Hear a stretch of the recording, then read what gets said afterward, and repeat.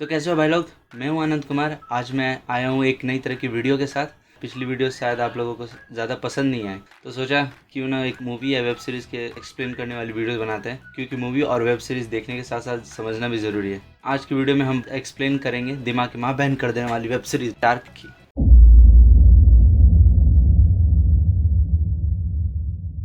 इस सीरीज़ का first season दिसंबर 2017 में आया था।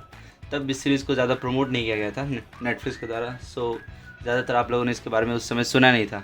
बट आज रिजल्ट तो हमारे सामने है। आज की इस डार्क वीडियो में हम डार्क के कैरेक्टर्स को समझेंगे। उससे पहले मैं कुछ और कहना चाहता हूँ कि आप पहले वीडियो पूरा देख लेना। मैं वीडियो के माध्यम से क्या कहना चाहता हूँ वो पूरी बात आपको समझ में आएगी। डार्क सीज़न 3 के सारे एपिसोड एक्सप्लेनेशन वीडियो आगे आएंगे, तो उसके लिए चैनल को भी ज़रूर सब्सक्राइब कर देना और बेल आइकन को भी ज़रूर दबा देना। मैं इसी तरह मूवीज़ और वेब सीरीज़ से रिलेटेड कंटेंट बनाता हूँ, तो मेरा पिछला वीडियो भी ज़रूर देख लेना आप। उससे पहले एक और काम है।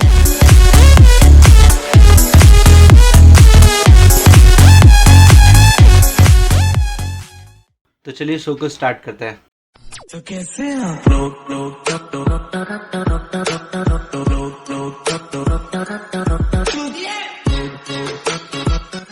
पहले सबको एक्सप्लेन करने से पहले मैं सारे कैरेक्टर्स का इंट्रोडक्शन करा देता हूँ। तो इस पूरी सीरीज़ में 4 फैमिली के ऊपर फोकस किया गया है। तो चलो बात करते हैं पहले कानवर्ड परिवार की। तो इस परिवार के पहले मेंबर का नाम है जोनास कानवर्ड और उसके पिता का नाम है माइकल कानवर्ड, उसको आप मिक्कल के नाम से भी जानते हो। और फिर उसकी माँ का नाम है हैना कानवर्ड और जोनास की दादी जी का नाम है आइनेस कानवर्ड।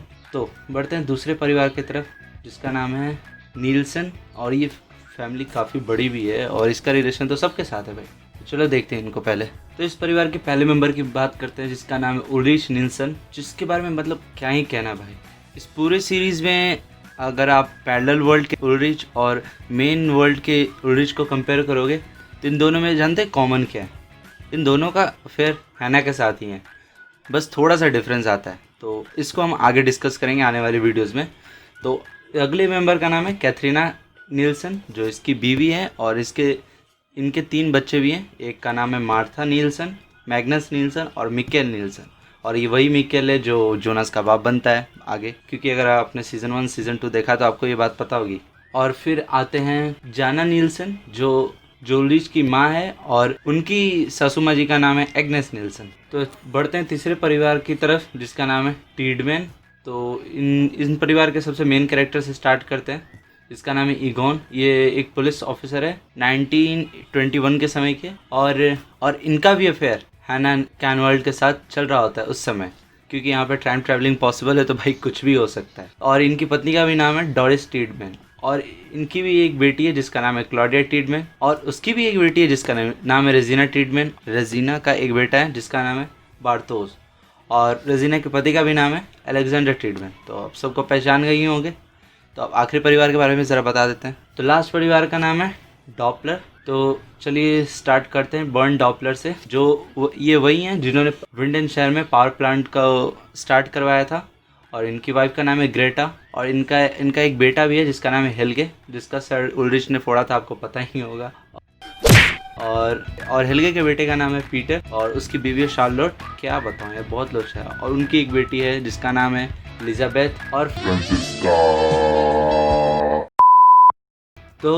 तो ये हो गया चारों फैमिलीज़ का इंट्रोडक्शन। अब हम बात करते हैं चारों फैमिलीज़ के अजीबोगरीब रिलेशंस के बारे में, जो टाइम ट्रैवल की मदद से कुछ ज़्यादा ही इधर उधर हो गए हैं। तो इन सब चीज़ों की शुरुआत हुई थी फर्स्ट सीज़न में, जब मिकेल टाइम ट्रैवल करके पास्ट में जाकर जोनास का बाप बन जाता है। उसके बाद जो रिश्ते नाते काफ़ी ज़्यादा इधर उधर हो जाता है, जैसे कि हम कह सकते हैं मार्था उसकी एक्चुअली चाची बन जाती है और मैग्नस भी उसका चाचा बन जाता है। एक्चुअल में मतलब बहुत ज़्यादा कंफ्यूजिंग होता है और उसको भी अच्छा नहीं लगता, तो वो सोचता है कि मैं उसको वापस लेकर आ जाऊं। बट अगर वो वापस लाने जाता है लेकिन उसका जो फ्यूचर वर्जन है जोनास का, वो उसे रोक कर कहता है कि अगर तुम उसे वापस लाओगे तो एक्चुअली तुम कभी एग्जिस्ट करोगे ही नहीं। तो फिर हैना ने भी ऐसे कांड किए, फिर वो भी पास्ट में गई एक्चुअल में उल्रिच को बचाने के लिए, बट वो उसे नहीं बचाती क्योंकि उल्रिच उसको अपनाने से शायद मना कर देता है, हिचकिचा जाता है। तो वो वहाँ पे उसका अफेयर फिर वहाँ पे रहते रहते ईगोन से चलता है और फिर वहाँ पे उनकी फिर एक बेटी होती है जिसका नाम है सिल्जा।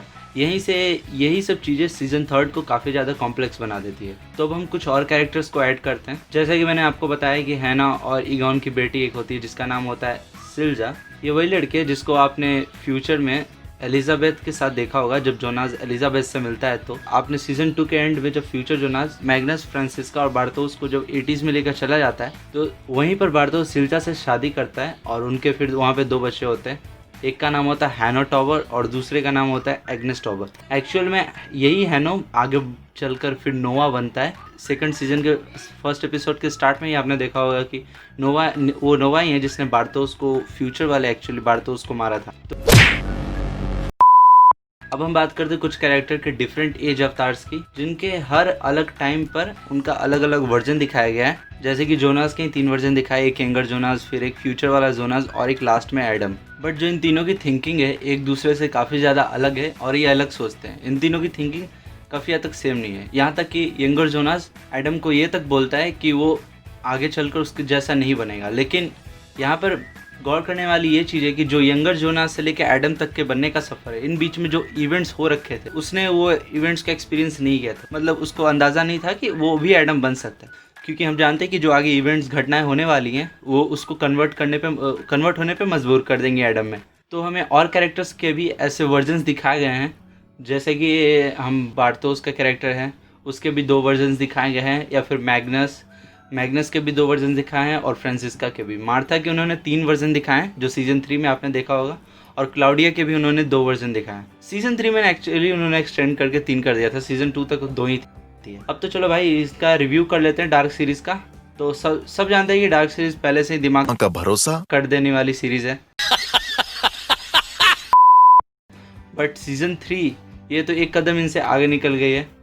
ये 5th एपिसोड तक आप बोल रहा हूँ कुछ समझ में नहीं आएगा क्या चल रहा है। वही बेसिक चीज़ आप जान सकते हो क्योंकि पैरेलल यूनिवर्स से भी इन्होंने कन्वर्ट किया, लेकिन मेन राइल में क्या चल रहा है वो समझना काफ़ी मुश्किल है, क्योंकि उन्होंने काफ़ी ज़्यादा समय तो पैरेलल यूनिवर्स को बिल्ड करने में ले लिया, यानी ईव के वर्ल्ड को, और एडम के वर्ल्ड को इतनी जल्दी दिखाया है कि थोड़ा समझने में प्रॉब्लम आ जाती है। एक और बात मैंने इसमें नोटिस की कि इन्होंने 2 नए तरह के ट्रांजिशन का यूज़ किया है। एक ट्रांजिशन उन्होंने उस तरह का यूज़ किया जैसे खींचते हुए, मतलब आपने देखा होगा तो आपने नोटिस किया ही होगा। और दूसरा ट्रांजिशन है ये सामने ईयर को लिखते हैं और पीछे से बैकग्राउंड में वो दूसरा सीन चालू हो जाता है जहाँ पे उनको ले जाना था, और ईयर सामने चेंज हो जाता है कि उनको किस ईयर में ले जाना था। तो मैं सोचा ये भी आपको बता दूँ। अब ये ट्रांजिशन शायद मेरे हिसाब से कि वो पहला वाला ट्रांजिशन जो मैं बताया वो शायद डायमेंशन को रिप्रेजेंट करता है, और दूसरा वाला ट्रांजिशन शायद टाइम को रिप्रेजेंट करता है।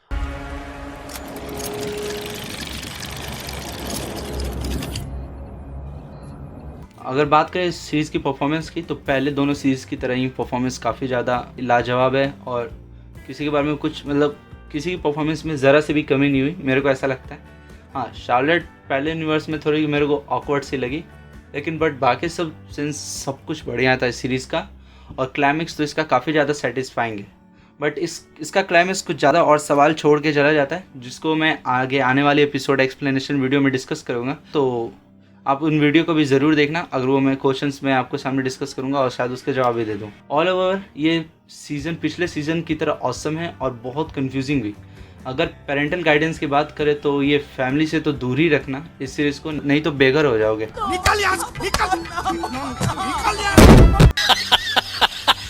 तो आज का वीडियो यही तक था भाई लोग। आई होप सो कि डार्क के कैरेक्टर्स के बारे में पूरी इन्फॉर्मेशन मिल गई है आपको। अगर कुछ छूट गया है तो कमेंट में ज़रूर बताना। मैं ऐसे ही मूवी और वेब सीरीज़ से रिलेटेड वीडियोस और एक्सप्लेनेशन लाता रहूँगा। तो अगर आपको इस तरह की वीडियो देखना पसंद है तो प्लीज़ चैनल को सब्सक्राइब कर देना और बेल आइकन ज़रूर दबा देना नोटिफिकेशन के लिए, और अपने उन दोस्तों के साथ शेयर करो जिन्हें भी मूवीज़ देखना और सीरीज़ में काफ़ी ज़्यादा इंटरेस्ट है। तो मिलते हैं अगले वीडियो में, तब तक के लिए बाय बाय।